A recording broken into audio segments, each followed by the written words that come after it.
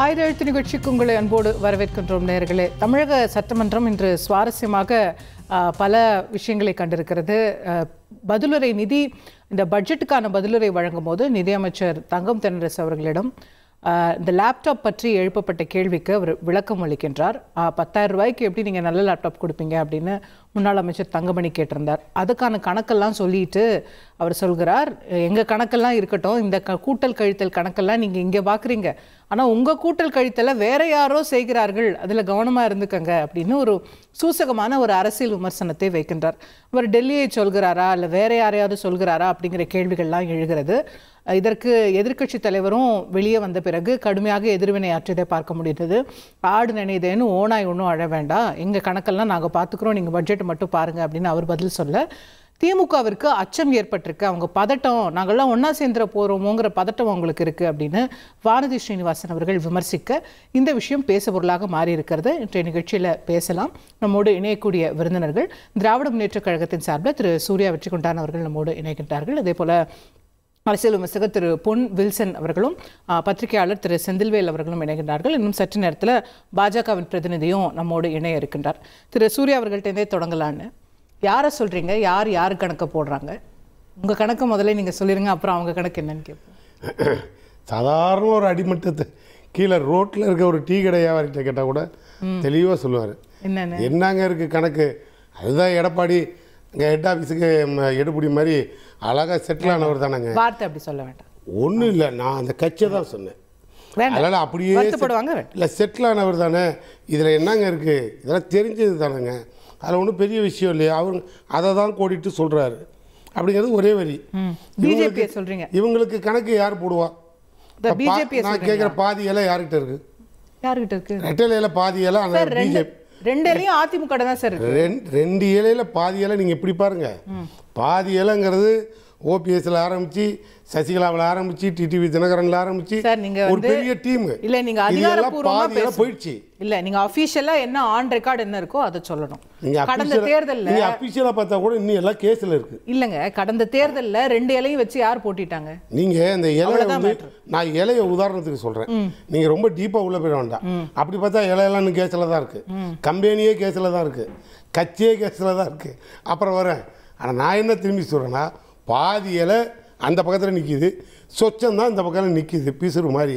அதனால் அவர் கோடிட்டு காட்டுறார், உங்களை எல்லாம் அடிமையாக்கிறதுக்கான முயற்சி எங்கேயோ கணக்கு போட்டுக்கிட்டு இருக்காங்க. அந்த கணக்கை சூசகமாக புரிஞ்சுக்கோ, தெரிஞ்சுக்கோ.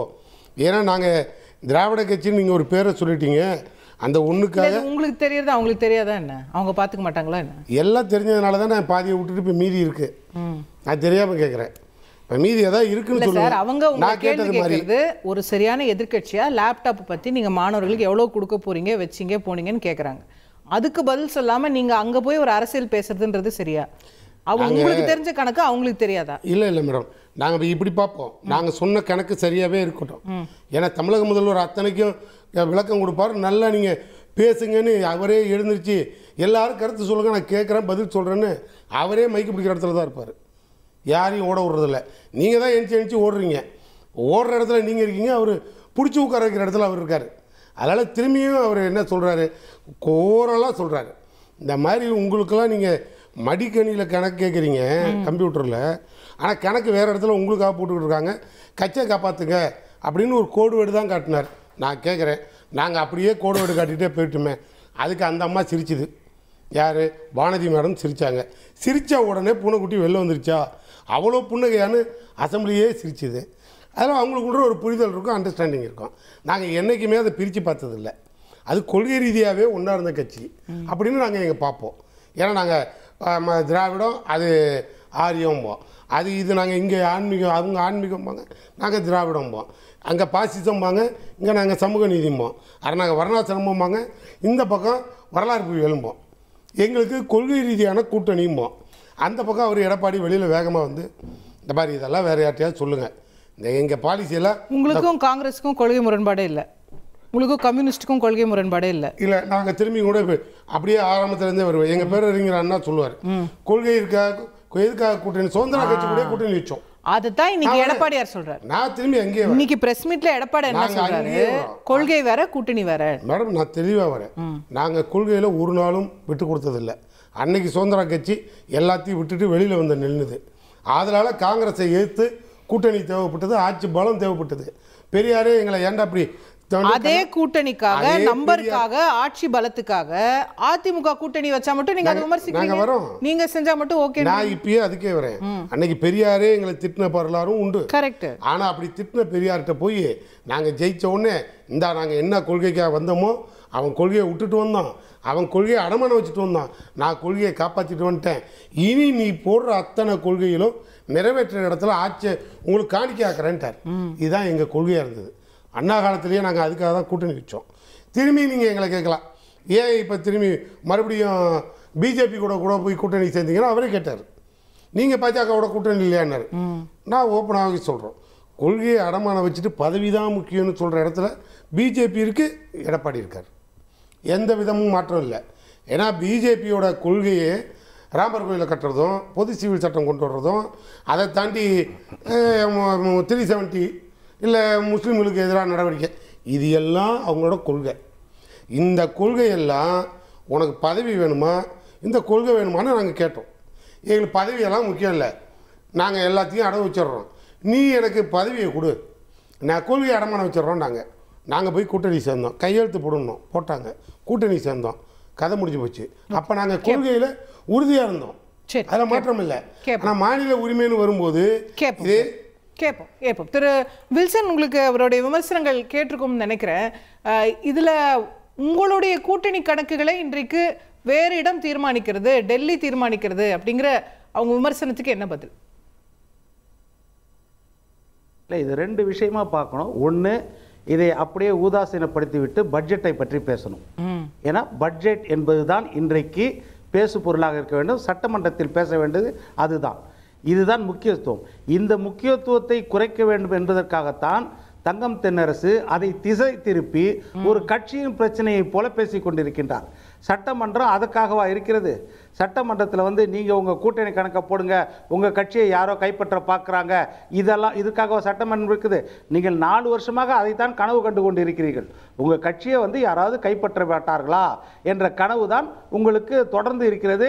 அதற்காகத்தான் கட்சி அலுவலகத்தை உடைக்கும் பொழுது கூட பாதுகாப்பு கொடுக்கப்பட்டது என்பது எல்லாருக்கும் தெரியும். அது உள்ளங்கை நெல்லிக்கனி போல எல்லாருக்கும் தெரியும். ஆனால் அது நடக்கலை அப்படின்றத ஒரு ஆதங்கத்தை தங்கம் தென்னரசு தனது கடைசி பட்ஜெட்டில் வெளிப்படுத்துகிறார். அது அப்படிதான் நம்ம நினைக்க முடியும். ஏனென்றால் இப்போ மத்திய அரசு கூட அடிமை என்பதோ இல்லைனா கொத்தடிமை என்பதோ எந்த காலத்திலையும் எந்த கட்சியும் நான் சொல்ல மாட்டேன்.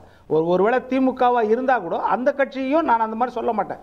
அந்த மாதிரி விமர்சிக்கணும்னா நம்ம 1008 விமர்சிக்கலாம். லட்சத்தீவை கொடுக்கும்போது கொள்கையை அவர்கள் கைவிடவில்லை. அதே போல் 1.5 லட்சம் இலங்கை தமிழர்கள் கொல்லப்பட்ட பொழுது கொள்கையை திமுக கைவிடவில்லை. குஜராத்தில் 3000 இஸ்லாமியர்கள் கொல்லப்பட்ட பொழுது திமுக கொள்கையை கைவிடவில்லை. இப்படி 2 கட்சிக்கும் மாறி மாறி நம்ம சொல்லிட்டே போகலாம். நிறையா காவிரி நடுவர்மன்றம் அமைப்பதற்காக வழக்கு தொடுத்த பிறகு அந்த வழக்கை வாபஸ் வாங்கும்போது கொள்கையை கைவிடவில்லை.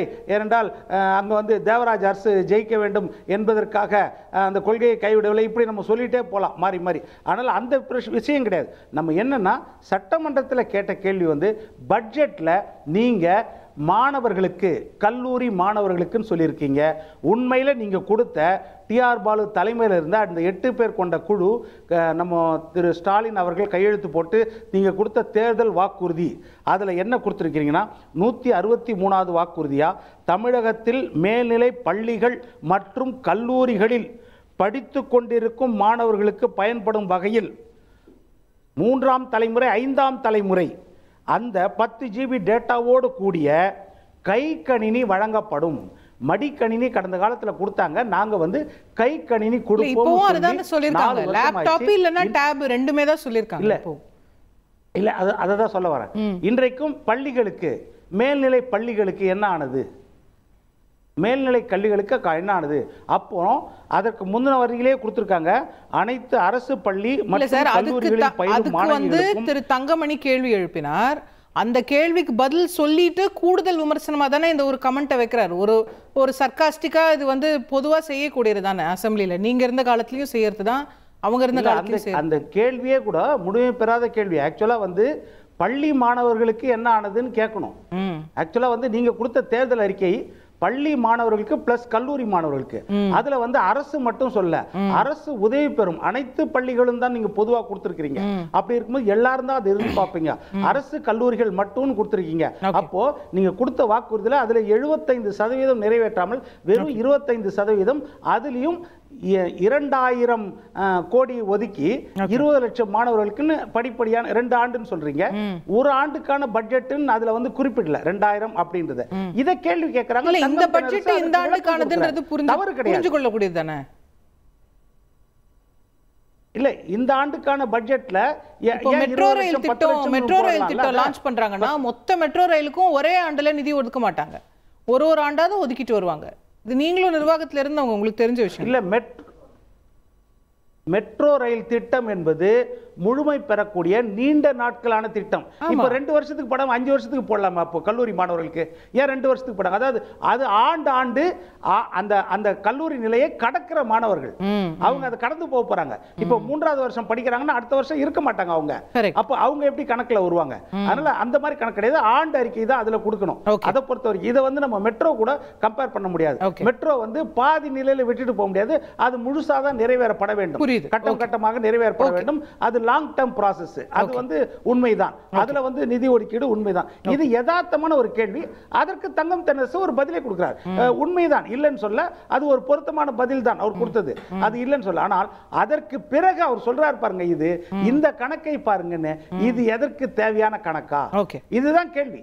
நீங்க வந்து பள்ளி மாணவர்களுக்கு கொடுக்கப்பட்ட லேப்டாப் எங்க? ஒரு அடுப்பை அணைத்து விட்டு இன்னொரு அடுப்பை எரிய வைக்கிறதுல என்ன பிரயோஜனம்? இதே மாதிரி தான் நீங்க கடந்த காலத்துல பண்ணீங்க. தாலிக்கு தங்கம் திட்டத்தை ரத்து பண்ணிவிட்டு அதற்கு பதிலாக புதுமை பெண் திட்டம் அப்படின்றீங்க. 2 அடுப்பையும் எரிய வைங்க.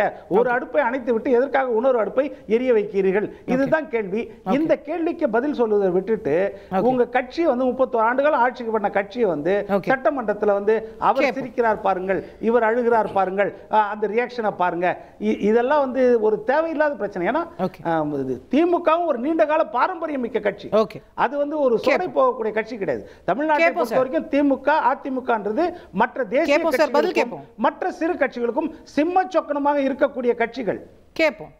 திரு செந்தில்வேல் அவர் சொல்றதுல ஒரு நியாயம் இருக்குல்ல. நீங்க ஆக்கப்பூர்வமா பட்ஜெட் பற்றி விவாதம் நடக்குது. பதிலுரை வழங்குற முக்கிய இடத்துல நிதியமைச்சர் இருக்கிறாரு.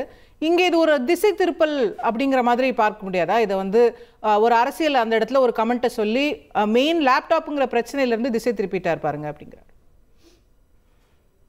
இல்ல, நண்பர் வில்சன் அவர்களே ஒரு விஷயத்தை ஒத்துக்கொண்டுதான் அவருடைய விமர்சனம் பார்வை வைக்கிறார். அமைச்சர் தங்கம் தென்னரசு நம்முடைய தங்கமணி அவர்கள் எழுப்பிய கேள்விக்கு, அதிமுக எழுப்பிய கேள்விக்கு கொடுத்த பதில் ஏற்புடையதுதான். ஆயினும் அதன் பிறகு அடுத்த அந்த பொலிட்டிக்கல் கமெண்ட் வந்து தவிர்க்கப்பட்டிருக்கணும். அதை தாண்டிய கேள்விகள் அதுல இருக்குங்கிறார். நீங்க மேல்நிலை பள்ளின்னு சொன்னீங்களே, அது என்னாச்சு? ஓராண்டுக்கு ஒதுக்கி இருக்கீங்களே, மத்தவங்களுக்கு என்னாச்சு? இன்னும் கூடுதல் கேள்விகள் அவர் வைக்கிறார். சார், இதுல இதை திசை திருப்பக்கூடிய முயற்சி அப்படின்னு நான் பார்க்கல. ஏன் அப்படின்னா, நீங்க வந்து அந்த எதிர்க்கட்சிகள் எழுப்பக்கூடிய கேள்விகளுக்கு பதில் சொல்ல வேண்டிய பொறுப்பும் கடமையும் ஆளும் கட்சிக்கு இருக்கிறது. கேள்வி கேட்க வேண்டிய உரிமை எதிர்க்கட்சிகளுக்கு இருக்கிறது. பொறுப்போடு பதில் சொல்ல வேண்டிய கடமை ஆளுங்கட்சிக்கு இருக்கிறது. அதுல மாற்று கருத்தே இல்லை. அதுதான் நம்முடைய ஜனநாயகம். அதை 2 கட்சிகளும் செவ்வனே செய்ய வேண்டும் அப்படிங்கிற நம்முடைய வில்சன் அவருடைய வாதத்தில் நானும் உடன்படுறேன். அது திமுக அதிமுக அப்படிங்கிற அந்த திராவிட கட்சிகளுடைய ஒரு மரபுல இருந்து. ஆனா இங்க ஏன் இன்னைக்கு தங்கமணி அவர்கள் அந்த பொலிட்டிக்கல் கமெண்ட்டை சொல்றாரு அப்படின்னு நீங்க அதை கொஞ்சம் யோசிச்சு பாத்தீங்கன்னா, அதுக்கு நியாயமான ஒரு மறுப்பு இருந்தா சரியா இருக்கும்னு நினைக்கிறேன். அதாவது, யார் அஇஅதிமுகவினுடைய உள்விவகாரங்களில் தலையிட்டது? திமுகவா? இல்ல, மரியாதைக்குரிய மறைந்த முன்னாள் முதலமைச்சர் அம்மையார் செல்வி ஜெயலலிதா அவர்களுடைய மறைவிற்கு பிறகு ஏற்பட்ட குழப்பத்தின் பொழுது ஓபிஎஸ் அவர்களை, அன்றைய முன்னாள் முதலமைச்சர் மரியாதைக்குரிய ஓபிஎஸ் அவர்களை அம்மையார் ஜெயலலிதா அவருடைய நினைவிடத்தில் போய் தியானம் இருங்கள் என்று நான் தான் அட்வைஸ் பண்ணேன், நான் தான் அந்த ஆலோசனையை சொன்னேன் அப்படின்னு யார் சொல்றாருன்னா மரியாதைக்குரிய துக்ளக் குருமூர்த்தி அவர்கள் சொல்லுகிறார். துக்ளக் குருமூர்த்தி எப்ப அதை சொல்றாருன்னா, இவர் போய் துக்ளக் குருமூர்த்தி அவர்கள் நேரடியா போய் சொல்லல, ஓபிஎஸ் அவர்கள் துக்ளக் குருமூர்த்தியை தேடி போயிருக்கிறாரு. ஓபிஎஸ் துக்ளக் குருமூர்த்தியை தேடி போய் பாருங்க, எனக்கு இப்படி அநீதி இழைக்கப்படுதுன்னு சொன்ன உடனே அவர் ஒரு ஐடியா கொடுத்திருக்கிறதா அவர் சொல்றாரு. இப்ப உள்ள தலையிட்டது யாரு? இந்த இதுல இவ்வளவு குழப்பங்களை விளைவித்தது யாரு? டெல்லிக்கு போனது யாரு? அண்ணன் ரவீந்திரன் துரைசாமி அவர்கள் எல்லா விவாதங்களையும் வெளிப்படையாகவே சொல்கிறார். டாக்டர் தமிழிசை சவுந்தரராஜன் அவரும் சொல்வார். அவருடைய பங்கு உள்ளிட்டவை தான் அன்றைக்கு திருமதி வி.கே. சசிகலா அவர்களை முதலமைச்சராக பதவியேற்காமல் இதெல்லாம் நடந்தது 2017 இருந்து நம்ம பார்த்துட்டு இருக்கோம் 8-10 வருஷமா. அதெல்லாம் சரிதான். அதை இங்க சொல்ல வேண்டிய அவசியம் என்ன வந்தது? இங்க வந்து ஆக்கப்பூர்வமான பதில்களோட நிறுத்தி இருக்கலாமே, அது ஏன் திசை திருப்புறீங்கன்னா? இல்லங்க அப்படி இல்லங்க. இது ஒரு அன்பார்லிமெண்டரி வேர்டோ அல்லது அநாகரிகமான கமெண்டாவோ அப்படி சொல்ல. நீங்க வந்து கேட்கப்பட்ட கேள்விகள் அதற்கான பதில் அப்படின்னு வைத்துக் கொண்டார். அப்படி மட்டும்தான் இந்த அவை நடக்கணும். அப்படின்னா தள்ளுவண்டின்லாம் இங்க வந்து முத்தமிழ் டாக்டர் கலைஞரை கிண்டல் பண்ண வரலாறுலாம் இருக்குது. அது வரலாறு இல்ல, அது ஒரு கசப்பான சம்பவம். இங்க அப்படியெல்லாம் இங்க யாரும் பேசல. பரஸ்பரம் பகடி செய்து கொள்வது, பரஸ்பரம் நாகரிகமான வண்ணத்தில் ரசித்துக் கொள்ளக்கூடிய விதத்துல இரண்டு தரப்பிலும் வந்து கேள்விகளை வைப்பது, அந்த கேள்விகளுக்கு இரண்டு தரப்பிலும் பதில் சொல்வது அப்படிங்கிறது வரவேற்கக்கூடியது. இன்றைக்கு தங்கம் தென்னரசு அவர்களும் கடினமான வார்த்தைகளை எதையும் பயன்படுத்தல. அவர் என்ன சொல்றாரு? எம்ஜிஆர் அவர்கள் இன்றைய முதலமைச்சர் மரியாதைக்குரிய ஐயா ஸ்டாலின் அவர்கள் மீது ஒரு பேரன்பு கொண்டவர். நாங்கள் திராவிட கட்சியாக அதிமுக பார்க்கிறோம், அந்த நல்லெண்ணத்தில் சொல்கிறேன் அப்படிங்கிற அது ஒரு பொலிட்டிக்கல் ஸ்டேட்மெண்ட் தானே. அது ஒன்றும் தப்பு இல்ல. அதற்கு அஇஅதிமுக கொடுத்த எதிர்வினையிலும் தப்பு இல்ல. அது ஒரு எதிர்கட்சி அப்படித்தான் எதிர்வினை ஆற்றும். இங்க பேச வேண்டிய பேசுபொருளா நான் என்ன நினைக்கிறேன்னா, மாநில கட்சிகளை எப்படி கபலீகரம் செய்து அந்த இடத்தில் பாஜக பல மாநிலங்களில் வளர்ந்திருக்கிறது. அந்த முயற்சியை தமிழ்நாட்டில் அவங்க செஞ்சாங்களா செய்யலையா? இப்ப வரைக்கும் செஞ்சிட்டு இருக்காங்களா இல்லையாங்கிற கேள்வி இருக்குல்ல. நீங்க அதை யோசிச்சு பாருங்க. அது உண்மைதானே, அது நடந்துட்டு தானே இருக்குது. இன்னைக்கு தேதிக்கு இப்ப நீங்க வந்து நீங்க குருமூர்த்தி அவர்களோட விஷயம் சொன்னீங்க, ஓபிஎஸ் தர்மயுத்தம் சொன்னீங்க, அதெல்லாம் நடந்தது சரி. இன்னைக்கு திரும்ப அந்த மாதிரி ஏதாவது நடக்குதா என்ன? இன்னைக்கு அதை சொல்ல வேண்டிய அவசியம் என்ன வந்து நடக்குது இல்ல? அதுதான் சொல்ல வரேன். Yes, you are right. நல்ல சரியான கேள்வி. இப்பவும் அது நடக்குது. எப்படி நடக்குதுன்னா, நீங்க மோடி ஐயா சொன்னாரு, ஒரு பெரிய மனிதர் சொல்றாரு, அதிமுக நீங்க எல்லாரும் ஒண்ணு சேருங்கன்னு எங்களை கூட்ட அட்வைஸ் பண்றாரு. அதன் பிறகும் எடப்பாடி பழனிசாமி கேட்க மறுக்கிறார் என்று ஓபிஎஸ் சொல்லுகிறார். மோடி சொல்லியிருக்கிறார். ஒன்று. இப்ப டிடிவி தினகரன் சொல்லுகிறார், பாஜக கூட்டணிக்கு அதிமுக வரணும் என்று அமித்ஷா விரும்புகிறார். எல்லாரும் விரும்புறோம், நாங்க விரும்புறோம், தேசிய ஜனநாயக கூட்டணி அதிமுக விரும்ப வேண்டும் இருக்கணும் அப்படிங்கறத விரும்புகிறோம் என்று அவர் சொல்லுகிறார். அமித்ஷா அதை சொல்றாரு. பல இடங்கள்ல பாஜக வெளிப்படையாக ஏன் இன்னைக்கு நீங்க கொஞ்ச நேரத்துக்கு முன்னாடி சொன்னீங்களே, நீங்க சொன்னீங்களா வில்சன் சொன்னாரான்னு தெரியல, வானதி சீனிவாசன் அதை சொன்னாங்களே, எங்களோடு இருக்க வேண்டும், எங்களை பிரிக்கணும்னு நினைக்கிறாங்க திமுகன்னு. லைக் தட் நீங்க தான் சொன்னீங்கன்னு நினைக்கிறேன். அவங்க இணைஞ்சிருவாங்களோன்னு பதற்றம் இருக்கு திமுகக்கு. யார் இணைஞ்சிருவாங்களோன்னு? அதிமுக பாஜக. அப்ப இணையணும் அப்படிங்கிற விருப்பம் சகோதரி வாணி சீனிவாசனுக்கு இருக்குது இல்லையா? திமுக பதட்டம் இருக்கிறது அவங்க சொன்ன ஸ்டேட்மெண்ட். விருப்பம் இருக்கிறது வேற, அது விருப்பம் இருக்கிறது வேற, அது ஒரு அழுத்தமா இருக்குன்றத நம்ம இன்னைக்கு தேதிக்கு சொல்ல முடியுமா? இல்ல, அழுத்தமாக இருக்கிறது. அது எங்கெல்லாம் இருக்குதுன்னு பாத்தீங்கன்னா, நீங்க மகாராஷ்டிராவை எடுத்து பாருங்க. நீங்க பாஜக என்ன செஞ்சிருக்குன்னு கொஞ்சம் பார்க்கணும் இல்லையா? நம்ம நீங்க மகாராஷ்டிரால சிவசேனாவை ரெண்டா உடைத்து பாஜகவோடு எந்த சிவசேனாவினுடைய அணி சேர்ந்ததோ அந்த சிவசேனாவுக்கு வில்லம்பு சின்னத்தை கொடுத்தாங்க. இங்க இன்னைக்கு ரெட்டலை வழக்கு கொண்டு போய் திருப்பி தேர்தல் ஆணையத்து கையில் கொடுத்திருக்காங்க. நான் திருப்பி சொல்றேன், ஒரு திராவிட இயக்க சிந்தனையாளர் நான் சொல்றேன், அஇஅதிமுக உட்கட்சி விவகாரங்களில் பாஜக தலையிடக்கூடாது என்ற இடத்துல இருந்து நான் இந்த வாதத்தை பாக்குறேங்கிறேன். நம்முடைய இவர் சொன்ன வாதம் கூட, நிதியமைச்சர் சொன்ன வாதம் கூட, அஇஅதிமுக உட்கட்சி விவகாரத்தை அஇஅதிமுக பார்த்துக்கொள்ளட்டும், நாங்க பாத்துக்கிறோம் எடப்பாடி பழனிசாமி சொல்றாரு. மகிழ்ச்சி, நீங்க பாத்துக்கிட்டீங்கன்னா மகிழ்ச்சி. பாஜக தலையிட்டு தானே இருக்கு, இப்போ வரைக்கும் தலையிடுது இல்ல, பேசுறாங்கல்ல. அப்ப அந்த இடத்துல இப்ப நீங்க டிடி தினகரனுடைய ஆர்கே நகர் விஷயத்தை நீங்க சொன்னீங்க, ஓகே, நீங்க பழசுனீங்க. ஆனா இப்ப டிடி தினகரனுடைய வழக்கு என்னாச்சு? நீங்க பாஜக கூட்டணியில் சேர்ந்த உடனே அந்த வழக்கு என்ன ஆகுது? நீங்க ஒவ்வொரு கட்சியும் அவங்க எப்படி வந்து நகர்த்துகிறார்கள், ஒவ்வொரு கட்சியும் அவங்க எப்படி வந்து கபலீகரம் செய்து இரண்டாம் இடத்தில் இருக்கக்கூடிய கட்சிகளை அழித்து அந்த இடத்துல பாஜக வளர்ந்திருக்குங்கிற வரலாற்றை நம்ம பார்க்கும்போது அந்த நிலை அஇஅதிமுகவுக்கு வந்துவிடக் கூடாது அப்படிங்கிற எச்சரிக்கை உணர்வோடு தங்கம் தென்னரசு சுட்டி காட்டுகிறார். அதற்கு அதிமுக அவங்களுடைய பதில சொன்னது வரவேற்கக்கூடியதான். ஓகே, திரு ஸ்ரீகாந்த், இன்னமும் அதிமுக மேல அழுத்தம் செலுத்தி வரீங்க, ஆதிக்கம் செலுத்தி வரீங்க அப்படின்ற குற்றச்சாட்டு வைக்கப்படுது. அனைவருக்கும் வணக்கம். வணக்கத்தை கூட சிரிச்சுட்டே சொல்லலாமான்னு தெரியல, அந்த அளவு பயமா இருக்கு. என்ன சிரிப்புக்கெல்லாம் ஒரு அர்த்தம் கண்டுபிடிக்கிறீங்க புதுசா. அதனால இன்றைக்கு சட்டமன்றத்தில் நடைபெற்ற சம்பவத்தை பற்றி நம்மெல்லாம் இப்போ விவாதிக்கிறோங்கிறது எனக்கு ரொம்ப வருத்தமான ஒரு விடயமாக இருக்கிறது. ஏன்னா மக்கள் பிரச்சனைகள் அவ்வளவு இருக்கிறது. கல்வி அமைச்சர் பேசும்போது மாணவர்களுக்கான கல்விக்கடன் ரத்து என்று சொன்னாரே, அது என்ன ஆனது? நீங்கள் மடிக்கணினி எல்லாம் போன ஆட்சியில் கிடச்சது கூட இப்போ நீங்கள் தடுத்து வைத்திருக்கீங்களே, என்ன ஆனது என்ற கேள்வி இருக்கிறது. எப்போ தரப்போறீங்கன்னு இருக்கிறது.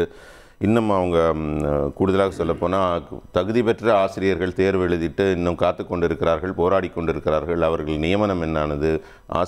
ஆசிரியர்களே இல்லாமல் குறைந்த ஆசிரியர்களோட பள்ளிக்கூடங்கள் இருக்கிறது, அதற்கு என்னானது? பென்ஷன் திட்டம் எல்லாமே பழைய பென்ஷன் திட்டம் தரீங்க, என்னானதுன்னு என்ற கேள்விகள்லாம் இருக்கும்போது அதற்கெல்லாம் ரொம்ப சீரியஸாக பதில் சொல்ல வேண்டிய அதுவும் முக்கியமான துறையான கல்வி அமைச்சர் வந்து கொஞ்சம் கூட அது ஒரு அதோட சீரியஸ்னஸ் இல்லாமல் அது ஒரு அமைச்சர் இந்த கமெண்ட் சொன்னது நிதி அமைச்சர் கல்வி சார்ந்த விடயங்களுக்கு பதிலளிக்க வேண்டிய பொறுப்பில் இருந்த தங்கம் தென்னரசு அவர்கள் அவர் அதை கடந்து அவர் முன்னாடி கல்வியில் இருந்தனால அந்த ஃப்ளோவில் வருது. அதனால் அவர் வந்து இதற்கான ஒரு பதிலை இன்னும் கொஞ்சம் கூடுதலாக பொறுப்போக அவர் வந்து சொல்லியிருந்தால் மக்கள் பணத்தில் பல கோடிகள் விரயமாக்கி நடந்து கொண்டிருக்கும் சட்டமன்றத்தில் சிறப்பாக செயல்பட்டிருக்கும். ஆனால் நம்ம வந்து இதில் முக்கியமாக கவனிக்க வேண்டிய விஷயம் என்னென்னா, அதிமுகவை பற்றி திமுக கவலைப்படுகிறது என்று தான் மக்களுக்கு சென்று சேர வேண்டிய ஒரு செய்தி. அதிமுகவின் வளர்ச்சி, அதிமுகவின் வருங்கால வெற்றி, அதிமுகவின் மேன்மை, இதை குறித்து திமுக கவலைப்படுகிறது. அது ரொம்ப விசித்திரமான ஒரு விடயமாக இருக்கிறது. இதை விட இன்னொரு சுவையான ஒரு விடயம், அதுதான் அவங்க வெளிப்படையாக சொல்றாங்களே, ஒன்று அவங்க இருக்கணும் இல்லை நாங்கள் இருக்கணும், மூணாவது நீங்கள் வந்துடக்கூடாதுன்னு அவங்க சொல்கிறாங்க. ஆமாம், அதை நான் இதில் வந்து ஒரு கட்சி இன்னொரு கட்சியை கபலீகரம் செய்கிறதுன்னு பேசின செந்தில்வேல் சார் கூட சொன்னாங்க. நான் சொல்கிறேன் வந்து கலைஞர் தொலைக்காட்சியில் மாடியில் 2011 வந்து சிபிஐ ரெய்டு நடக்குதுங்க. கீழே வந்து நீங்கள் பார்த்தீங்கன்னா கூட்டணிக்கான ஒரு பேச்சுவார்த்தை நடக்கிறது. குலாம் நபி ஆசாத் வந்து அங்கே பேசி கொண்டிருக்கிறார். அப்போனா என்ன அர்த்தம்னா அதுதான் அடக்குமுறை. நீ வந்து எவ்வளவு சீட்டு கொடுக்குற, கூட்டணிக்கு வரியா வரலையா, இதுதான் உண்மையா நடக்கும். அப்ப வந்து திமுக மிக அதிகமான ஒரு சீட்டுகளை கொடுத்து கிட்டத்தட்ட அதே அதிமுக நடக்கலையா? அதாவது இவங்க சொன்ன விஜயபாஸ்கர் ரெய்டா இருக்கட்டும், அதுக்கப்புறம் நடந்த பல ரெய்டுகளா இருக்கட்டும், டிடிவி தினகரன் ரெய்டா இருக்கட்டும், எல்லாமே இன்னைக்கு அந்த டிடிவி தினகரன் கேஸ்லாம் என்ன ஆச்சுன்னு தெரியலங்கிறார். அதுதான் அந்த கம்பேரிசன் தான் அவர் வைக்கிறார். அதாவது நீங்க எதற்கு எதை பொருந்தி பார்க்க வேண்டும் என்று பாருங்க. எலெக்ஷன் நேரத்தில் அந்த பக்கம் ஒரு ரெய்டு, மாடியில் ரெய்டு, கீழே கூட்டணி பேச்சுவார்த்தைங்கிற விசித்திரங்களுக்கு திமுக ஆட்பட்டு இருக்கிறது, அதற்கு இடம் கொடுத்திருக்கிறது, அதிகமான சீட்டுகளை வாரி கொடுத்திருக்கிறது. அவர்கள் இதை பற்றி பேசுகிறார்கள். இதை விட சுவையான பல செய்திகள் இருக்கு, நாம் பகிர்ந்து கொள்ள முடியும். இப்போ நல்லா பார்த்தீங்கன்னா அப்போ காங்கிரஸ் வந்து சொல்லக்கூடிய இடத்தில் இருந்தார்கள், அதிக சீட்டுகளை பெறக்கூடிய இடத்தில் இருந்தார்கள். இன்றைக்கு தலைகீழாகி போச்சு. காங்கிரஸ் கட்சிக்கு யார் தலைவராக வர வேண்டும் என்று முடிவு செய்யும் இடத்துல திமுக இருக்கிறது. அவங்க கூட்டணி கட்சிகள் அத்தனையுமே நீங்களும் பண்றீங்களோன்னு அவங்க சொல்றாங்க. அதிமுக தலைமைக்கு யார் வரணும், அதிமுக தலைமை நீங்க முடிவு செய்ய முயற்சி செய்யுங்க. யார் செய்ய முடியும் என்று யோசித்து பாருங்கள். இப்போ தமிழகத்தில் நடக்கிற வேடிக்கையான ஒரு பார்த்தீங்கன்னா, அன்றைக்கு வந்து பெருந்தன்மையோட ஒரு பெரிய பெருமிதத்தோட உண்டியல் குலுக்கி கட்சி நடத்தி கொண்டிருந்த கம்யூனிஸ்ட் கட்சிகள் இன்றைக்கு வந்து திமுக கொடுக்கும் காசோலை எதிர்பார்க்கும் அளவுக்கு கூட்டணி கட்சிகளை தங்கள் கைப்பாவையாக வைத்திருக்கிறார்கள். அவங்க என்ன செய்ய முடியும்? ஒண்ணுமே தொழிலாளர்களுக்காக பேச முடியாது, ஆலை மெம்பர்களுக்காக பேச முடியும். பேசினாங்க, பாலகிருஷ்ணன் சார் பேசினார், ஒரே ஒரு முறை பேசினார் காவல்துறை அடக்குமுறைக்கு, சாம்சங் தொழிற்சாலைக்காக பேசினார். பேசணும் என்னாச்சு பாவம், அடுத்த நாளே ஒரு மாதிரி 24 மணி நேரத்தில் அவர் தூக்கி போட்டு சண்முகம் சாரை போட்டாங்க. சண்முகம் பேசிட்டு எதுக்கு இது சொல்ல வரேன்னா, சண்முகம் பேசாம இருந்தா நீங்க சொல்லலாம், கொடுக்கப்பட்ட வரையறைக்குள்ள அவர் பேசுறார். சண்முகம் வந்து பாலகிருஷ்ணனோட கூடுதலா பேசுறார். இல்ல கொடுக்கப்பட்ட வரையறை தாண்டாம அவர் கண்ணியமாக அவர் அதுக்குள்ள அவர் தெரிஞ்சிருக்கு, அவருக்கு சிலபஸ் கொடுத்துட்டாங்க. முன்னாடி ஒரு சிலபஸ் மீறி பேசுறாரு. ஆமா ஆமா, விதின் தி ஃப்ரேம்வொர்க் அவர் நடவடிக்கை எடுக்கிறார். இது இன்னொரு உதாரணம் சொல்லுவேன். விசி கால ஆதவர்ஜனா பேசினார், மன்னராட்சி அப்படின்னு சொன்ன அடுத்த நிமிஷம் 2வது 24 ஹவர்ஸ்ல வேலை பார்ப்பாங்க. அதாவது தன் கூட இருக்கிற கட்சிகளை எப்படி நடத்த வேண்டும், அதுல யார் என்ன பேசணுங்கிற அளவுக்கு ஸ்கிரிப்டே தரக்கூடிய கட்சி திமுக. அவங்க பாவம் வந்து அதிமுக பத்தி கவலைப்படுறாங்கிறது ஏன்னு கேட்டீங்கன்னா, ஆனா நான் நீங்க பேசுறது ரொம்ப கண்ணியமான ஒரு மௌனம், யாருக்குமே குறுக்கிடல. அதாவது இதுல ஒரு சுவையான ஒரு விஷயம் என்ன தெரிஞ்சுக்கணும்னா, இன்றைய வரைக்கும் கூட்டணிக்காக பல்வேறு பொருந்தாத கூட்டணிகளுக்காக விதவிதமான குட்டிக்கரணங்களை அடித்து கூட்டணி பலத்தினால் மட்டுமே ஆட்சியை பெற்று இன்று வரை தன் ஆட்சியை நடத்தி கொண்டிருக்கும் திமுக இந்த மாதிரி கூட்டணியை வந்து மற்றவர்களை பற்றி விமர்சிப்பது, எத்தனையோ சமரசங்களை செய்திருக்கிறார்கள். அந்த அவங்கள மாதிரி கூட்டணி சமரசம் செஞ்சவங்க யாருமே கிடையாது. அந்த திமுக மற்றவர்களுக்கு பார்த்து பேசுறது தான் எனக்கு ரொம்ப வேடிக்கையாக இருக்குது. அதுதான் அவங்க சொல்லியிருக்காரு ஜெயக்குமார் சார், ஆடு நினைதன் நீங்கள் ஓனா எழுத கதையாக இருக்குது, நீங்கள் பண்ணாத அக்கப்போரா நீங்கள் வந்து எங்களை பார்த்து சொல்கிறீங்கன்னு. இதில் முக்கியமான ஒரு விஷயம் என்னன்னு கேட்டால், இது வந்து ஒரு கூட்டணி கட்சியை அவங்களுக்கு இணையாக வந்து கொண்டிருக்கும் ஒரு கட்சியை கிண்டல் செய்வதற்கான முக்கியமான காரணம் என்னன்னு கேட்டிங்கன்னா, இந்த ஆட்சியில் மிகப்பெரிய அவலங்கள் இருக்கிறது, இன்றைக்கு தீர்க்க வேண்டிய பிரச்சனைகள் இருக்குது. இன்றைக்கி மதுபான மோசடிங்கிற ஒரு மிகப்பெரிய மோசடி எப்படி டில்லி அரசியை புரட்டி போட்டதோ, எப்படி தெலுங்கானாவில் ஒரு பெரிய அதிர்ச்சி அலைகளை உருவாக்கியதோ, அந்த மாதிரி தமிழ்நாட்டில் இது 10,000 கோடிக்குள்ளே அடங்குமா, வேற எங்கேயாவது 10 லட்சம் கோடிக்கு போகுமா மக்கள் பேசும் அளவிற்கு மிகப்பெரிய ஊழல் வெளிப்பட்டு கொண்டிருக்கிறது. இந்த நேரத்தில் இதிலிருந்து எல்லாம் திசை திருப்ப வேண்டும் என்பதற்காக மக்களின் வரிப்பணத்தில் நடக்கக்கூடிய ஒரு சட்டமன்றத்தில் விதண்டாவாதங்கள் நடைபெற்றுக் கொண்டிருக்கிறது. திருசூர்யா இல்லை, வரிசையாக ஒன்றா சொல்லிட்டு வந்தார். இடையில குறுக்கிட்டாலாவது 2 கேஸ் பதில் சொல்லிடலாம். இல்லைனா மறுபடியும் ரிப்பீட் தான் போட்டு திரும்பி சொல்லணும். நான் என்ன இவர்கிட்ட கேட்குறேன்னா, அவங்க மேலே ரைடு நடந்து கீழே ரைடு நடந்து 2Gயோட காங்கிரஸ் போட்டுது, திமுக கவலைப்படல. ஆனால் பிஜேபி கவர்மெண்ட்டே அடித்து தூக்கி எறிஞ்சிட்டு நாங்கள் வெளில வந்துட்டோம். அது இவங்களோட முன்னாடியே சொல்கிறேன், அதான் சொல்கிறேன், அதில் தான் சொல்கிறேன். இப்போ காங்கிரஸ் போட்டது, பிஜேபி அதையும் தூக்கி சாப்பிட்டுட்டு திமுக வெளில வந்துருச்சு. நாங்கள் யாருக்கும் பயந்து எந்தளவுக்கு இந்த கம்பெனியெல்லாம் ஓட்டல. உங்களுக்கு ஒரு அடிமை தேவைப்படுது. என்ன அடிமை வரணும்? அந்த அதிமுகங்கிற ஒரு அடிமை இருந்தால் நீங்கள் நினைச்ச அத்தனையும் தமிழ்நாட்டுக்கு கூட திணிக்கலாம். இவர் கேட்குறாரு, நிதியமைச்சராக இருந்து அவர் இது என்னாச்சு, அது என்னாச்சு, பழசு என்னாச்சு, புதுசு என்னாச்சு. ஏன் நான் திரும்பி கேட்குறேன், இவர் நிதி என்னாச்சு? சொல்லாததுக்கெல்லாம் நாங்கள் நிதி ஒதுக்கி எல்லாரும் 1000, இங்கே 1000, அங்கே 1000, இங்கே 2000 கொடுக்குறோமே, அதில் இவர் புள்ளி வர போட்டு எங்கள்கிட்ட டீட்டெயில் கிட்டாரா? அது எங்கள் மக்களாச்சு, நாங்களாச்சு. அப்படி தான் நாங்கள் நீங்கள் அவ்வளோ பிரச்சாரம் பண்ணீங்களே, உங்களுக்கு ஏதோ புல்லு பூண்டாவது பார்லிமெண்ட்டில் தமிழ்நாட்டில் முளைச்சிதா? ஒன்றும் இல்லை. உங்களை மத வெறின்னு சொல்லி மத சாயம் பூசி ஒதுக்கி வச்சுட்டு எங்களை கூட்டணி இல்லாமல் நிற்காதுன்னா நாங்கள் சும்மா இருந்தாலும் எங்களை தாண்டி யாரும் விடுறதில்ல. கொள்கை ரீதியாக எங்கள்கிட்ட இருக்கான். உங்க கூட யார் சேர்றா? உங்களுக்கு உங்களோட சேர்ந்த பாவத்துக்கு வைக்கிற வாதம் என்னன்னா, நீங்களும் உங்க கூட்டணி கட்சிகள் மேல அப்படித்தானே அழுத்தம் கொடுக்குறீங்கன்னு நாங்கள் அங்கே தான் திரும்பி வரேன். எங்கள் கூட்டணியில் எதுக்காவது ஒன்றுக்கு கம்யூனிஸ்ட் எதிர்த்து போராடிச்சு. நாங்கள் அந்த பாலிசியை தப்புனா நான் விட்ரா பண்ணிக்கிறேன்னு முதல்ல எடுத்து விட்ரா பண்ணுறேன். மாற்று கருத்து இல்லையே. எதை வித்ரா பண்ணீங்க? ஏன் நீங்கள் 24 மணி நேரம் இதை 12 மணி நேரமாக வேலை வாய்ப்பு மாற்றணும் இல்லை? அப்போ கம்யூனிஸ்ட் கொடுத்த கோரிக்கையை அடுத்த 2ஆம் நாளே முதல்வர் ஆலோசனை பண்ணி மாற்றினார். விவசாய சட்ட திருத்த மசோதா வரும்போது அதிமுகங்கிற ஒரு அடிமை அப்படியே கையெழுத்து போட்டு ஆதரவு தெரிவிச்சார்ல. எடப்பாடி பழனிசாமி பிரச்சார பீரங்கியா தமிழ்நாட்டில் பிரச்சாரம் பண்ணார்ல. என்ன பண்ணீங்க? நீங்கள் மண்டி போட்டு மன்னிப்பு கேட்டு மொத்தத்தையும் விட்டீங்க. 600 பேர் செத்தான். ஒரே நாடு ஒரே தேர்தல். உங்களுக்கு ஒரு அடிமை தேவைப்பட்டது, எடப்பாடி ஆதரித்தார். அதே மாதிரி உதய் மின் திட்டம், அடிமை தேவைப்பட்டது, எடப்பாடி அடிமையை கையெழுத்து போட்டார். இது எல்லாம் வரிசையாக கனிமத்தில் ஆரம்பித்து, சுரங்கத்தில் ஆரம்பிச்சு, தேசிய உணவு பாதுகாப்பில் ஆரம்பிச்சு, முத்தலாக்கள் ஆரம்பிச்சு, இது எல்லாத்துக்கும் உங்களுக்கு அடிமை தேவைப்பட்டது. இப்போ வேலை இல்லை. அதனால் அதிமுகவை கைவசப்படுத்தணும், திமுகவை நெருங்க முடியல, எல்லாத்தையும் ஒன்று சேர்க்கணும். நீங்கள் நினைக்கிற ஒரு சிக்கிமில் ஒரு எம்எல்ஏ கூட கிடையாது. ஆனால் 10 எம்எல்ஏ விலைக்கு வானதி என்ன கேட்குறாங்க, மொத்த மாநிலத்துமே நீங்கள் சுருட்டினா சார் அவங்களுக்கு தேவைப்படுது. நீங்கள் சொல்கிறதெல்லாம் உண்மைன்னு அப்படியே வச்சுக்கோங்க சார். அப்போது அவங்களுக்கு அவங்களுடைய தேர்தல் வியூகத்துக்கு அதிமுக வேணும்னு நினைக்கிறாங்க, வேண்டாம்னு நினைக்கிறாங்க. அதுக்கு அவங்க என்னவோ பண்ணிட்டு போகிறாங்க. நீங்கள் ஏன் பதறீங்கன்னு அவங்க கேட்குறாங்க. நாங்கள் அது அந்த அக்கறையிலேயே ஒன்று சொல்லலை. நாங்கள் ஒன்று சொன்னோம், திராவிடங்கிற அந்த பேச்சுக்கே வேலை இல்லை மேடம். சேர்ந்த பாவத்துக்கு தான் டெபாசிட் எல்லாம் போயிடுச்சே. எடப்பாடி சொந்த ஊரில் அந்த பூத்துலேயே ஒருத்தன் ஓட்டு போடல அவரை நம்பி. சொந்த ஊரில் வேணா அப்படியே நெட்டில் தட்டி பாருங்கள். சேர்ந்த பாவத்துக்கு அவரே வெளியில் உள்ளாட்சி தேர்தல், ஆமாம், அவரே வெளியில் நானே போகக்கூடாத பாதையில் போனேன், அத்தனைக்கும் தலையாட்டிட்டேன், நான் பகிரங்கமாக மன்னிப்பு கேட்குறேன்னு பண்ண பாவத்துக்கு அவர் பப்ளிக்கில் மன்னிப்பு கேட்டார். அதெல்லாம் மாற்றம் இல்லை. நான் உங்களை கேட்குறது இப்போ கூட சொல்கிறோம், நாங்கள் திமுக இருக்க வரைக்கும் உங்களால் இங்கே எந்த திட்டத்தையும் நுழைக்க முடியாது, கொண்டு வர முடியாது, உரிமையே தடுக்க முடியாது. கொள்கை ரீதியான கூட்டணியும் நாங்கள் சொன்னோம். உங்கள் பாசிசத்தை எதிர்க்கிறோம். அதனால் எல்லா கட்சியும் இந்த கொள்கை ரீதியான கூட்டணிங்கிறோம். எடப்பாடி இப்போ என்ன பண்ணீங்க? உங்கள்கிட்ட இடி இருக்குது, ஐடி இருக்குது, சிபிஐ இருக்குது, இளங்கோ வீட்டுக்கு 4 ரைடு விட்டீங்க. எடப்பாடி எல்லாத்தையும் ஆஃப் பண்ணிவிட்டு சைலண்டாக முதலாளி பழைய மாதிரி கதையை ஆரம்பிக்காதீங்கட்டார். உடனே அவர் வில்சன் அலுவலகத்தை நீங்கள் அடிக்கும்போது பாதுகாப்பு கொடுத்தீர்களே, யார் பாதுகாப்பு? அடித்த ஆள் யார்? அடித்த ஆள் உங்கள் பங்காளி ஓபிஎஸ். அவர் ஆஃபீஸில் திருடினார். எந்த ஆஃபீஸு? அவங்க அம்மாவோட ஆஃபீஸில் திருடினார். எடப்பாடி கொடநாடு அவங்க அம்மாவோட வீடு, அங்கே ஆள் விட்டு திருடினார். இது ரெண்டுமே நீங்கள் பண்ண வேலை. இதில் எங்களுக்கு என்ன வேலை? நாங்களாக போய் அடித்து உடைச்சோம்? ரோட்டில் தான் பாதுகாப்பு கொடுக்க முடியும். இது எல்லாம் ஆப்ரேஷன் பண்ணுறது நீங்கள். அந்த கட்சை சின்ன பின்னமாக்கி பூண்டோடு அழிக்கணும்.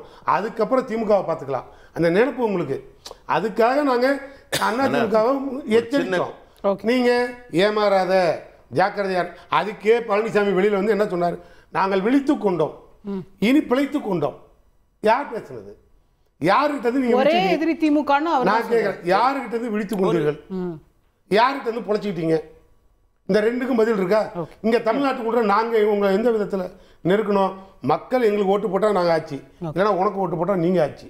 ஆனா கட்சியும் ஆட்சியும் பலிகடை ஆக்கி ரைடு விட்டு க்ளோஸ் பண்ற ஆள் யாரு? அது பழி வாங்குற பிஜேபி. அங்க இருந்தா நீங்க விடிச்சுக்கிட்டீங்க, அப்புறம் தான் நீங்க பொழைச்சிக்கிட்டீங்க. இப்ப நாங்க உங்களை காப்பாத்த தான் லைட்டா சிக்னல் கொடுத்தாரு.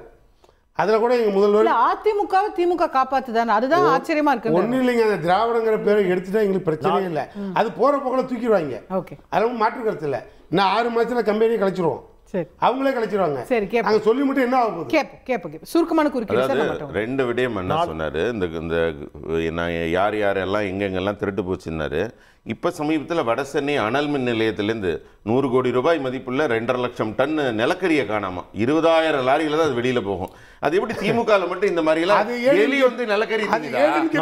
ஒரு நிமிஷம், அது இதனால எல்லாம் ஒரு நிமிஷம் உங்களை குறுக்கிட்டு சொன்னேன், கேள்வியை கேட்டு பதில் சொல்லுங்க. அதாவது திமுகவில் புகழ்பெற்ற விஞ்ஞான ஊழல்ல சர்க்கரை மூட்டை காணனா சர்க்கரையெல்லாம் எழுதி நிச்சுட்டாங்க, யார திண்டு போச்சுன்னு. மூட்டையெல்லாம் எங்கடா போச்சுன்னு கேட்டா அதெல்லாம் கரையாஞ்சாட்டுச்சுன்னு. இது ரொம்ப புகழ்பெற்ற கதை. அதனால நிலக்கரியை எந்த எலி சாப்பிட்டுச்சு? அவ்வளவு பெரிய ஊழல் பெருச்சாலி யாரு? திமுகல நீங்க பாத்தீங்கன்னா மதுபானத்தில் ஆரம்பித்து இதை கேட்டு பதில் சொல்லுங்க. நான் சொல்றாரு நாங்க நிதி ஒதுக்கலன்னு. இவங்களுடைய பட்ஜெட்ல நீங்க பாத்தீங்கன்னா பட்ஜெட் உரையில் இருக்கிறதுல பக்கம் 236 அந்த பாராகிராஃப் 154 தெளிவா எழுதியிருக்காங்க. இவங்க மத்திய அரசு நம்ம கேட்ட தொகை 49,755 கோடி இந்த திட்ட மதிப்பீட்டுக்காக. மத்திய அரசு கொடுத்தது 52,491 கோடி. நான் பொய் சொல்லல, இப்பவே அந்த புக் எடுத்து பாருங்க. அதனால கூடுதலாக 5,000 கோடி நிதி கொடுக்கல மக்களை ஏமாற்றக்கூடாது. உங்களுடைய நிதி அறிக்கையில கூடுதல் நிதி கொடுத்திருக்காங்க. ஊழல் ஒன்றை மட்டும்தான் திமுக செய்கிறது. திரு சூர்யா அப்புறம் திரு செந்தில் அப்புறம் திரு வில்சனும் குறுக்கிடுறாரு. நிப்பன்னு பேசிட்டு ஊழலுக்காகவே 4 வருஷம் உள்ள போன ஏடிஎம்கே பின்னால எதுக்கு உட்காருறீங்க? ஏன் சசிகலா தூக்கி பக்கத்துல உட்கார வச்சீங்க? இப்ப நீங்க ரொம்ப யோக்கியமா? அந்த வாஷிங் மிஷின்ல என்னைக்கு சசிகலாவை அமுக்கி தூக்குனீங்க? சரி, ரகுபதி எந்த வாஷிங் மிஷின்ல வந்தாருன்னா, செந்தில் பாலாஜி எந்த வாஷிங் மிஷின்ல வந்தாருன்னா, அவர் மேல வழக்கு போட்டு உள்ள தள்ளுவேன்னு கரூர்ல பேசுறது யாருன்னா? நாங்க பேசுனாங்க, மோடிஜி பேசினாரா, ஸ்டாலின் பேசினாரா? விடுதலை செய்யப்பட்ட பிறகு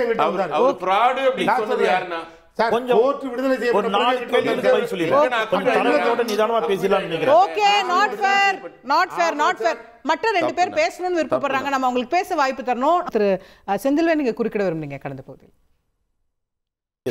ரொம்ப சுருக்கமா ஒரு 4 செய்தி விரிவா சொல்லிடுறேன். அவர் வந்து நிலக்கரி காணாம போனதை பற்றி பேசினார் நண்பர். 2024ஆம் ஆண்டில் குஜராத்தினுடைய அங்கலேஸ்வரில் உள்ள மருந்து தயாரிப்பு நிறுவனத்தில் 5,000 கோடி மதிப்பிலான 518 கிலோ கொக்கைன் போதைப் பொருள் பறிமுதல் செய்யப்படுகிறது. இதே ஆண்டுல யூனியன் கவர்மெண்டோட மத்திய அரசினுடைய போதைப் பொருள் தடுப்பு பிரிவு அதிகாரிகள் 70,000 கிலோ ஹெராயின் போதைப் பொருளை கைப்பற்றுகிறார்கள். இதன் மதிப்பு 5 லட்சம். நாங்கெல்லாம் கைப்பற்றோம், நாங்கெல்லாம் பறிமுதல் செய்றோம், நீங்க விக்கிறீங்க.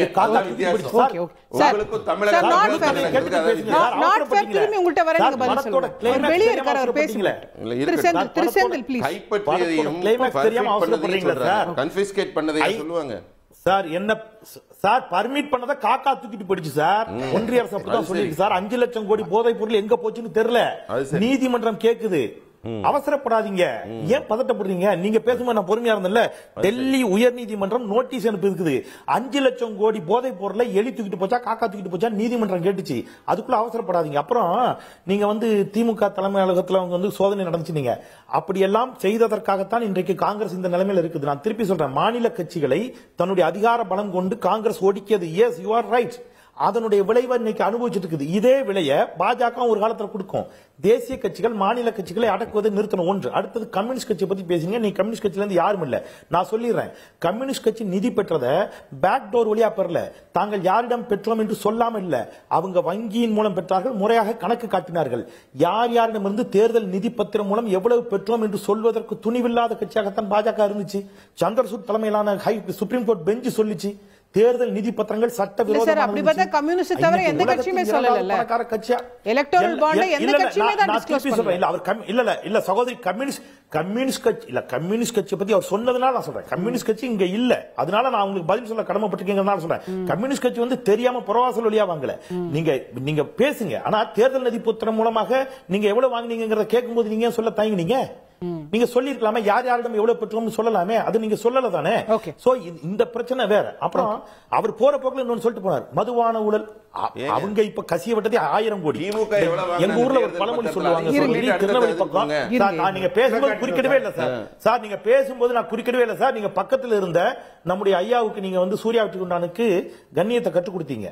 நீங்க தயவு செய்து நீங்களும் கொஞ்சம் அமைதியா இருங்க சார், தயவு செய்து சார். நான் ஓபில வேற இருக்கிறேன், தப்பா எடுத்துக்காங்க சாரி. நான் என்ன சொல்றேன், நீங்க வந்து என்ன சொன்னீங்க, போதை இந்த இதுல மதுபானத்துல வந்து ஈர பேனாக்கி பேனை பெருச்சாலியாக்குங்கிற மாதிரி ஒரு கதை சொல்லுவாங்க. 1000 கோடினாங்க. 1000 கோடிக்கு என்ன தரவு? எதுவும் கிடையாது இவங்க சொல்றது. இப்ப இவர் தந்தி தொலைக்காட்சியில் என்ன சொல்லிட்டாரு, 10,000 கோடிக்கு போயிட்டாரு. அப்படியே போக வேண்டியதான், 1 லட்சம் கோடி போங்க, என்ன போய்கிட்டே இருக்க வேண்டியதான். எதுக்கு தரவு இருக்கு? அதுல உண்மை என்ன? 34 எஃப்ஐஆர் அஇஅதிமுக ஆட்சி காலத்தில் போடப்பட்டது. 2016 இருந்து 2021 வரைக்கும் 7 எஃப்ஐஆர் திராவிட முன்னேற்ற கழக ஆட்சி காலத்தில் லஞ்ச ஒழிப்பு காவல்துறையால் போடப்பட்ட எஃப்ஐஆர். ரைட், லஞ்ச ஒழிப்பு காவல்துறை போட்டது. 30 லட்சம் ரூபாய்க்கு மேல இருந்தா தான் இடி உள்ள வர முடியும் என்ற விதிமுறைக்கு இந்த 7 எஃப்ஐஆர் மட்டும் பத்தாதுன்னு சொல்லி அஇஅதிமுக ஆட்சி காலத்தில் போடப்பட்ட 34 எஃப்ஐஆரையும் சேர்த்து 41 எஃப்ஐஆர் மாத்தி ஒட்டுமொத்தத்தையும் கொண்டு வந்து திமுக ஆட்சியில நீங்க நடந்ததாக ஒரு டிராமா ஆடி அதுக்கு திமுக பதில் சொல்லணும்னு ஒரு டிராமாவை நடத்துறீங்கல்ல. 34 எஃப்ஐஆர் அஇஅதிமுக ஆட்சி காலத்தில் போடப்பட்டது. ஏன் அஇஅதிமுக ஆட்சி காலத்தில் நீங்க நடவடிக்கை எடுக்கல, அல்லது அதிமுக ஆட்சி காலத்தில் கேட்கல? ஊழல் ஒழிப்புல இவ்வளவு உறுதியோடு இருக்கக்கூடியவர்களாக பேசுகிறார்களே, ராஜேந்திர பாலாஜியின் மீதான ஊழல் ஒழிப்பு நடவடிக்கைக்கு ஆளுநர் ஏன் கையெழுத்திட மறுக்கிறார் என்று சுப்ரீம் கோர்ட் 4 நாளைக்கு முன்னாடி தலையில கூட்டு வச்சது. ஏன் ராஜேந்திர பாலாஜியை பாதுகாக்க வேண்டிய தேவையும் அவசியம் எங்கிருந்து வருகிறது? என்ன ஒரு குறைஞ்சபட்ச லாஜ் கூட பேசணுங்கிறதுக்காக சொல்றேன். நீங்க வந்து பேசுங்க, நீங்க எல்லாரும் மீதும் சேர்த்து வீசிக்கொண்டே போறது அப்படிங்கிறது இப்பவும் அஇஅதிமுகவின் மீது பாஜகவிற்கான அழுத்தம் இருக்கிறதா? அடுத்து நீங்க தான் அப்புறம் ஒண்ணுதான் கூட்டணி பத்தி பேசினாரு. கூட்டணி வந்து கூட்டணிக்காக எதையும் சமரசம் அப்படியெல்லாம் இல்ல. வாஜ்பாய் அவர்களோடு கூட்டணி போட்ட போதும் குறைந்தபட்ச செயல் திட்டத்தை போட்டவர் கலைஞர். குறைந்தபட்ச செயல் திட்டத்தில் என்னெல்லாம் இருக்கு நான் பலமுறை பேசிக்க நேரமின்மையின் காரணமாக தவிர்க்கிறேன். காஷ்மீருக்கான சிறப்பு அந்த துறை நீக்கப்படாதுன்னு சொன்னாங்க. ஆனா இன்னைக்கு அதிமுக பாஜக அந்த மாதிரி எந்த குறைந்தபட்ச செயல் திட்டத்தையும் போட்டுக்கொள்ளவில்லை. திரு சூர்யாவும் அதே பாயிண்ட் சொல்லியிருக்கிறார். Okay, will move on. திரு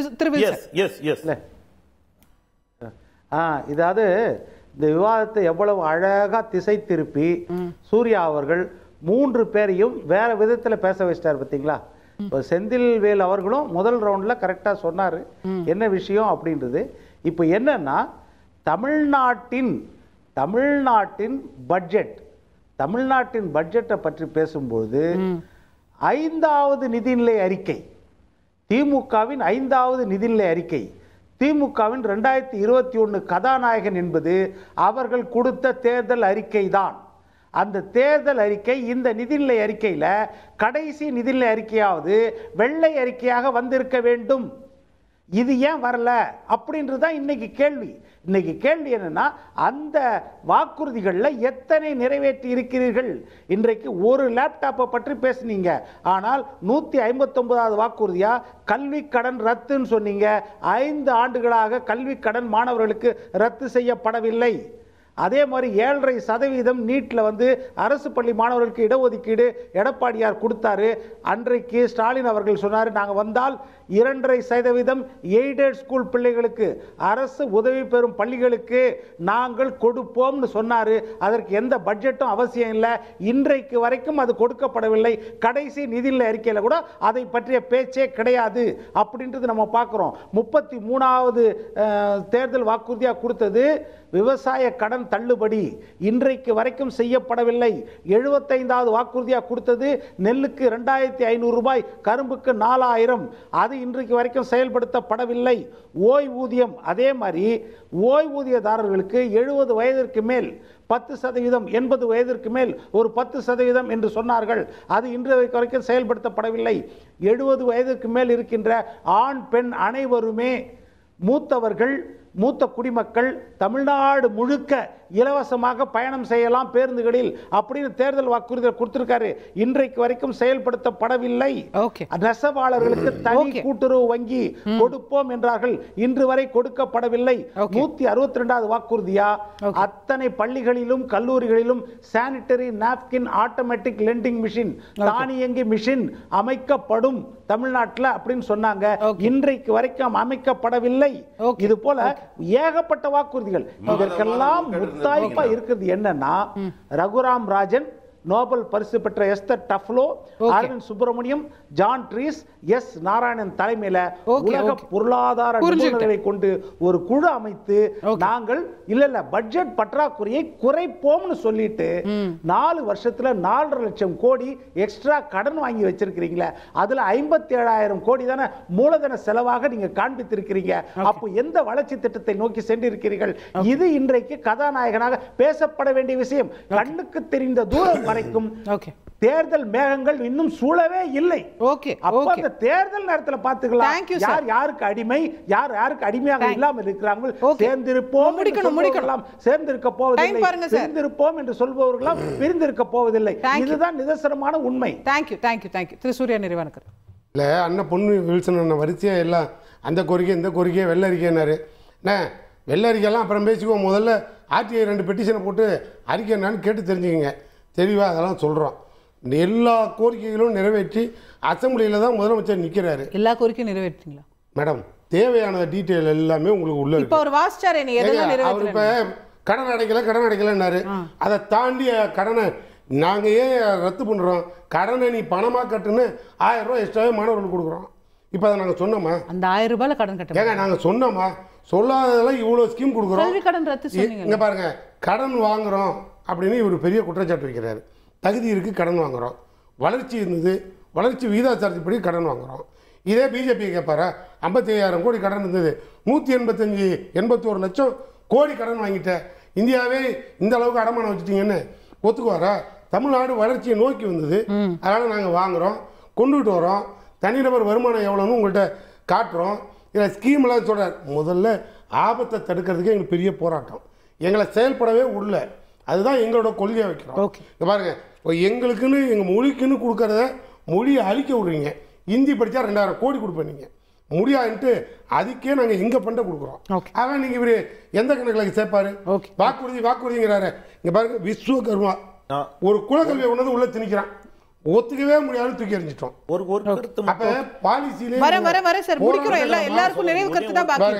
ஒரு போராட்ட களமாவே தமிழ்நாட்டில் நாங்க போராடிட்டு இருக்கோம். இந்த வில்சன் மாதிரியா சகோதரர்களாம் எல்லாம் தெரியும்.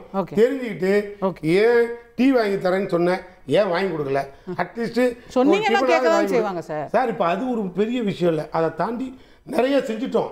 ஆனா இங்க பணம் இல்லாம போராடுறோம். சரி, அந்த பணம் இல்லாம போராட்டம் நடத்தியும் நாங்க சொல்லாத அத்தனைக்கும் 1000 கொடுக்குறோம். யாருக்கு இங்க பிரச்சனை இல்லாம கவர்மெண்ட் ரன் பண்றோம். மக்களுக்கு புரியுது, மக்களுக்கு புரியுது. இவங்களுக்கு என்னன்னா ஒரே பாலிசி, திமுகவை எப்படியாவது மன்னராட்சின்னு வெளிப்படுத்தணும். அது மன்னராட்சி இல்லைங்க. அடுத்து கட்சியை காப்பாத்துறதுக்கு ஒரு தலைவனை உருவாக்குறது ஆட்சி கட்சியோட பங்கு. திரு ஸ்ரீகாந்த் ஒரே வரி. அதாவது செந்தில்வேல் அவர்கள் பட்டியலிட்டார், ஆன்லைன் சூதாட்டத்துக்காக ஆர்ப்பாட்டம் செய்த திமுக அவர்களிடமிருந்து 600 கோடி ரூபாயை தேர்தல் பத்திரத்தின் மூலமாக வாங்கியது. தேசிய கட்சி கூட இல்லை, ஒரு மாநில கட்சிக்கு.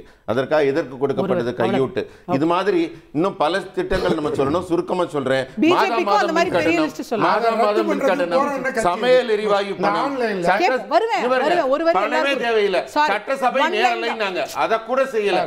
எந்த வாக்குறுதியும் நிறைவேற்றவில்லை, எந்த வாக்குறுதியும் நிறைவேற்றவில்லை. 10% கூட நிறைவேற்றாத திமுகவை கண்டிக்கிறோம். திரு செந்தில் ஒரு வரி, ஒரே வரிதான். ரொம்ப ஒரே வரல சொல்லிடுறேன். அவர் வந்து கம்யூனிஸ்ட் கட்சியினுடைய மாநில செயலாளர் ஏதோ திமுகவை எதிர்த்து பேசியதால் மாற்றப்பட்டாருங்கிறார். அவர் அது அரசியல் புரியாம பேசுகிறார். ஒவ்வொரு ஆண்டும் அவங்க வந்து குறிப்பிட்ட ஆண்டு காலம் தான் கம்யூனிஸ்ட் கட்சியில் மாநில செயலாளர் முடியும். மாநில மாநாடு நடக்கும். மாநில மாநாட்டில் புதிய மாநில செயலாளர்கள் தேர்ந்தெடுக்கப்படுவார்கள். நியமன பதவி அல்ல கம்யூனிஸ்ட் கட்சியில. அதனால அவர்களுடைய மாநில செயலாளர்கள் எப்படி தேர்ந்தெடுக்கப்படுவார்கள் என்பதே புரியாம பேசிட்டு அதெல்லாம் புரிதல் இல்லாம அப்படி பேசுறாங்க. Okay, thank you. திரு வில்சன் ஒரே வரி. ஒரே வரி என்பது என்னன்னா, நடக்க போறது சட்டமன்ற தேர்தல். சட்டமன்றத்தில் திமுகவா அதிமுகவா ஸ்டாலினா எடப்பாடியா தேர்தல் அறிக்கையில என்ன கொடுத்திருக்கிறீங்க அதை நீங்க செய்யணும் அப்படின்றது. மின்சார கட்டணம், சொத்து வரி உயர்வு, பால் பொருட்கள் விலை உயர்வு, குடிநீர் கட்டணம் விலை உயர்வு, இதெல்லாம் நீங்கள் மக்களுக்கு செய்த சேவைகளை ஓட்டு கேட்க வேண்டும். இது நீங்க கவர்மெண்ட்ல போடுற வரி மாதிரி இல்ல, ஏத்திட்டே போங்க. தோல்வி தீர்மானிக்கப்பட்டு விட்டது. தேங்க்யூ தேங்க்யூ திரு சூர்யா. பப்ளிக்ல உட்காந்து பச்சையா அண்ணன் இவ்வளவு பெரிய பொய்யை சொல்றாரு. ஆன்லைன் ரம்மிக்கிட்ட இவ்வளவு பணம் வாங்கணும்னு அதை ரத்து பண்றதுக்கு மசோதா போட்டு அதை ரத்து பண்றதுக்கு யார் காரணம்? தேர்தல் பத்திரம் வெளியில வந்திருக்கு.